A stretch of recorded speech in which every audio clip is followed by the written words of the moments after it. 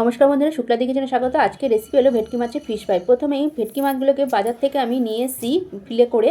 এখন আমি এগুলোকে জল দিয়ে ভালো করে ধুয়ে জল ঝরিয়ে নিয়েছি, শুকনো করে নিয়েছি। এবার আমি এর মধ্যে একটা গোটা পাতিলেবুর রস আর নুন আর গোলমরিচের গুঁড়ো দিয়ে আধ ঘন্টার জন্য ঢেকে রেখে দেবো। আধ ঘন্টা হয়ে যাওয়ার পর এর মধ্যে পেঁয়াজ বাটা, পুদিনা পাতা বাটা, ধনে পাতা বাটা, কাঁচা লঙ্কা বাটা, নুন, লঙ্কার গুঁড়ো আর গোলমরিচ আর কিছুটা সর্ষের তেল দিয়ে মেখে নিয়ে এবার আমি 2-3 ঘন্টার জন্য ফ্রিজে রেখে দেবো।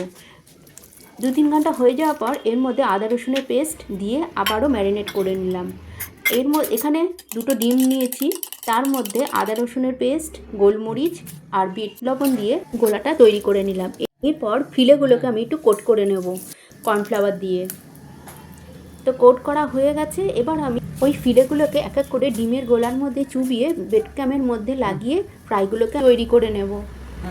বাকি ফিলেগুলো এরকমভাবে সেম পদ্ধতিতে তৈরি করে নিয়েছি। এবার আমি কড়াইতে তেল গরম করে ওই ফ্রাইগুলোকে এখন আমি ভেজে নিচ্ছি। উল্টে পাল্টে লাল লাল করে একটু ভেজে নিয়েছি। ভাজা হয়ে গেছে, এবার আমি তুলে নিচ্ছি। দেখুন আমার ফ্রাইগুলো কত সুন্দর হয়েছে, একদম মুচমুচে হয়েছে, খাস্তা হয়েছে। বুঝতেই পারছেন আওয়াজ শুনে কত সুন্দর হয়েছে। সন্ধ্যে স্ন্যাক্সের জন্য বা চায়ের সাথে খেতে কিন্তু দারুণ লাগবে। ভিডিওটি ভালো লাগলে একটা লাইক, শেয়ার ও কমেন্ট করে দেবেন, সাবস্ক্রাইব করবেন। তাহলে আজকের মতো আসি বন্ধুরা, নেক্সট ভিডিওতে আবার দেখা হবে। টাটা।